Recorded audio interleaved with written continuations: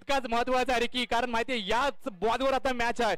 गोलंदाज जर का मेहरबान ठरला तर रन आरामात होऊ शकतात, पण सादिक सारखा एका बिल्डर आहे, एक गोलंदाज आहे आणि तो अष्टपैलू खेळाडू आहे. सादिकचा चौथा बॉल त्या ठिकाणी जातो आणि हा महत्वाचा बॉल आहे सादिक करता आणि अनिकेत करता. पाहूया right arm round the wicket आणि आता मात्र वाईड बॉलचा इशारा मेन पंचांद्वारा. थोडस या ठिकाणी प्रेशर या ठिकाणी होत आहे कारण थोडस प्रेशराइज मॅच, हाय व्होल्टेज सामना.